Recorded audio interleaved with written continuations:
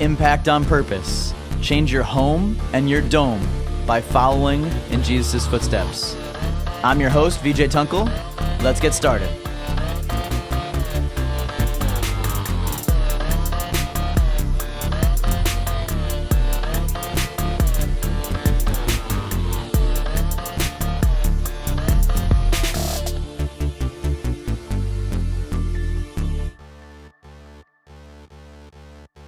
Hey guys, welcome back to season 4 of Impact on Purpose. I'm excited to get started. I'm so excited, in fact, that there is no trailer for the season. So let me introduce myself right now. I'm your host, VJ Tunkel.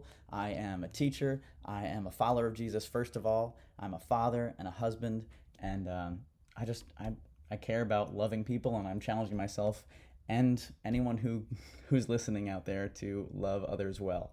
And it'll change your whole life. It'll change your whole environment. So that's why our tagline is to change your home and your dome by following Jesus and living in his love. So today we're talking about, actually the event at the Capitol brought me, I was actually brought early out of my break from podcasting by the events at the Capitol. And I just have to get some really important stuff off my chest. And in fact, it's because of a podcast I listened to by Brene Brown that I have to actually talk about what's going on here. So I highly recommend going listen to that podcast. It's one of her most recent ones. But here's the deal. The word for today is dehumanization. Dehumanization. Think about how that word puts together for you really quick. And that's what's happening, and that is what our society as a whole is really, really in danger of jumping off the cliff with. So dehumanization, in my definition, is any time that we take away someone's humanness and lower them to a subhuman level in based on their actions or based on any aspect of who they are, their skin color, their identity, whatever it is. Anytime we lower someone below the level of human and take away some of their rights as humans and some of the image of God that he created them to have as humans, we are embarking on a very, very dangerous path. And that is happening all over the country. And here's the deal. As you probably know from last season, I do not watch the news. I don't recommend it to anyone at all. But if you, and I was made aware of this by several other parties, obviously, because everyone was talking about it. So I heard about 4 or 5 different takes from 4 or 5 different sides of the aisle or ranges of sides of the aisle. And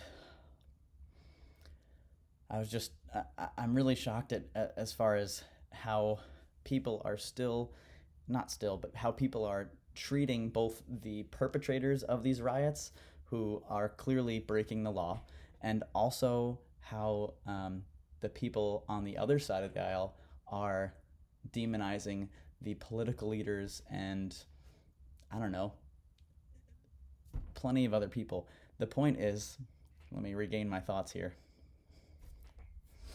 The point is that the Capitol riots have brought out in humanity this statement: they did something so wrong that they don't deserve to be treated as a human. And that is the big problem. My colleagues were talking about this, and they asked me, what I thought about it, and I said I don't watch the news because I don't want to put myself in a position to be able to judge other people that I don't know.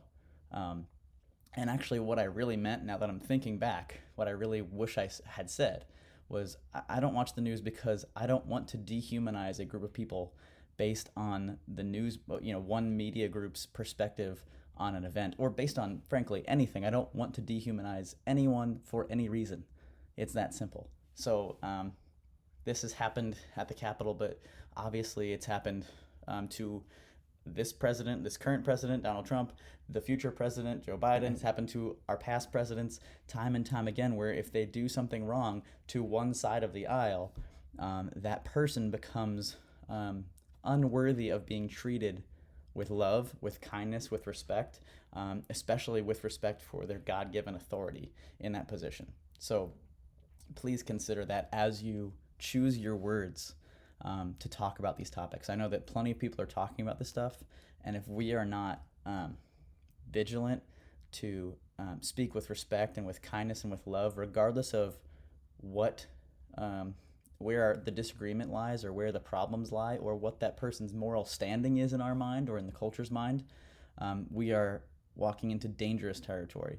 And our culture is already in the environment where anyone who disagrees on a large scale politically with a group of people is dehumanized in some way. And we see this, we see it, I guess, most obviously. Brene Brown talks about the alt-right, but we see it all across the board. It's not one party.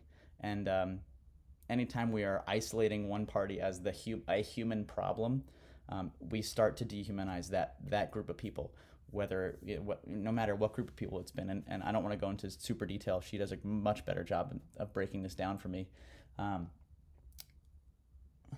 She also talks really, really quickly. She talks about the fact that all of the genocides that have happened in the last century have started with the language that we are currently using now, of dehumanizing people by calling them rats or cockroaches or subhuman dogs, because that allows our conscience to overlook the atrocities that are building up and that are setting themselves up in history or in our future.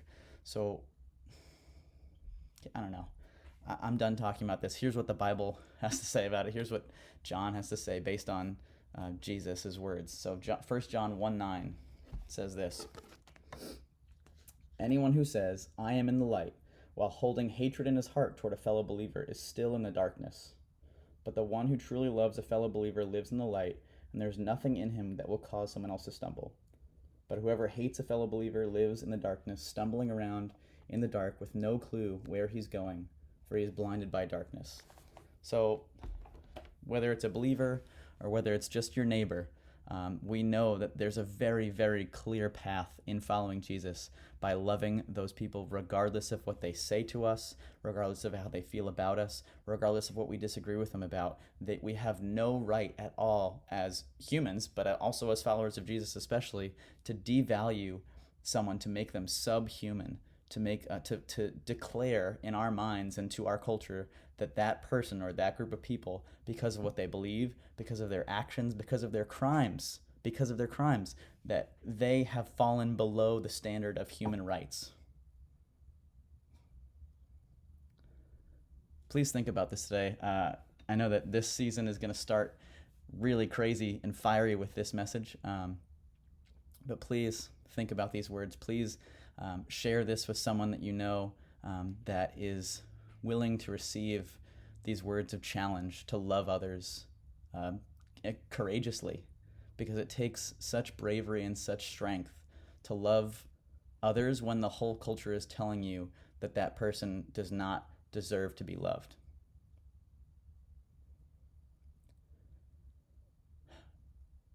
All right, thank you guys. I love you. I'll see you soon. Please remember to rate, subscribe on YouTube, and on any podcast channel as well. And please shoot me an email if you want to get in touch with me at impactonpurposepodcast@gmail.com. All right. Peace out.